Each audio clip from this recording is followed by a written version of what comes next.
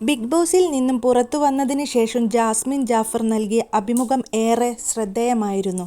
അഭിമുഖത്തിൽ പേരെടുത്തു പറയാതെ തന്നെ ചില ആളുകൾക്കെതിരെ വിമർശനവും ജാസ്മിൻ ഉന്നയിച്ചിരുന്നു.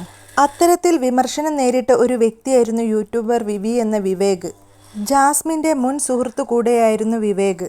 താൻ അയാളെ തൻ്റെ ആങ്ങളെയെപ്പോലെയാണ് കണ്ടിരുന്നതെന്നും തൻ്റെ വീട്ടുകാരുടെ അടുത്തും അയാൾക്ക് ആ സ്വാതന്ത്ര്യമുണ്ടായിരുന്നു എന്നും ജാസ്മിൻ പറഞ്ഞിരുന്നു.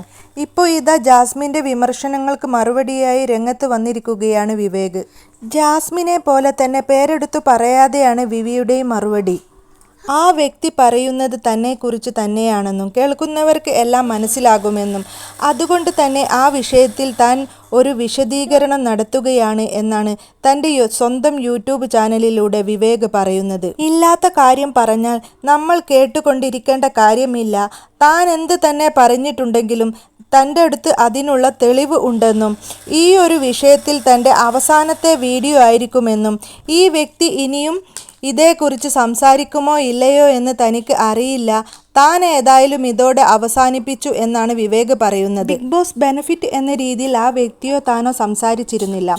തങ്ങൾ പരസ്പരം കണ്ടിരുന്നത് സഹോദരങ്ങളെ പോലെയായിരുന്നെന്നും രണ്ടുപേരുടെ ഭാഗത്തു നിന്നും മോശം ഇടപെടൽ ഉണ്ടായിട്ടില്ലെന്നും ബാക്കിയുള്ളവർ പറയുന്നത് കേട്ടാണ് ഈ വ്യക്തി ഇങ്ങനെ വന്ന് സംസാരിക്കുന്നതെന്നും കുറേ വ്ളോഗേഴ്സ് വന്ന് പറയുന്നത് കേട്ട് കുറേ ആൾക്കാർ വന്ന് പറയുന്നത് കേട്ട് എന്തൊക്കെയോ പുള്ളിക്കാരി അഭിമുഖത്തിൽ പറയുന്നതാണെന്നും തനിക്കിതിൽ യാതൊരു മനസ്സറിവുമില്ലെന്നും വിവി ജാസ്മിനെ കുറിച്ച് പറയുന്നു.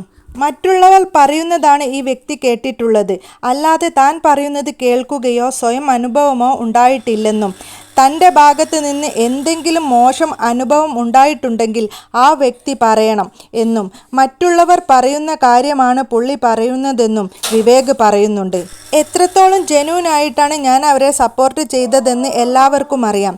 താനെന്തോ വൈരാഗ്യം വെച്ച് പ്രതികാരം തീർക്കുകയാണെന്നാണ് പറയുന്നതെന്നും തനിക്ക് അങ്ങനെ യാതൊരു വൈരാഗ്യവുമില്ലെന്നും അത്തരത്തിലൊരു കാര്യം ഉണ്ടായിരുന്നുവെങ്കിൽ വായിൽ തോന്നുന്ന കാര്യങ്ങളെല്ലാം താൻ വിളിച്ചു പറയുമായിരുന്നു എന്നും മറ്റുള്ളവർ പറയുന്നത് കേട്ട് താനൊന്നും പറഞ്ഞിട്ടില്ല എന്നും തൻ്റെ കൺമുമ്പിൽ കണ്ട കാര്യം മാത്രമാണ് പറഞ്ഞിട്ടുള്ളതെന്നും കുടുംബത്തിൻ്റെ അഭിമുഖം കൊടുത്തപ്പോൾ പല കാര്യങ്ങളും താൻ പറയിപ്പിച്ചതാണെന്നും അഭിമുഖത്തിൽ പറഞ്ഞത് കേട്ടു എന്നും എന്നാൽ ജാസ്മിൻ്റെ എൻഗേജ്മെൻറ്റിൻ്റെ കാര്യമോ അതുപോലെയുള്ള കാര്യങ്ങളൊന്നും ഞാൻ അവരോട് പറഞ്ഞു കൊടുത്തിട്ടില്ല എന്നും എൻഗേജ്മെൻറ്റ് കഴിഞ്ഞിട്ടുണ്ടെന്ന് അവർ പറയുന്നതിന് ഒരു പയ്യൻ സാക്ഷിയാണെന്നും ജാസ്മിൻ്റെ മാതാപിതാക്കൾ അത് പറഞ്ഞപ്പോഴാണ് താൻ പോലും ആ കാര്യം അറിയുന്നതെന്നും ആ കാര്യം കളവായിരുന്നെങ്കിൽ എന്തുകൊണ്ട് അവർ ആ സമയം പറഞ്ഞില്ല എന്നും വിവി ചോദിക്കുന്നു.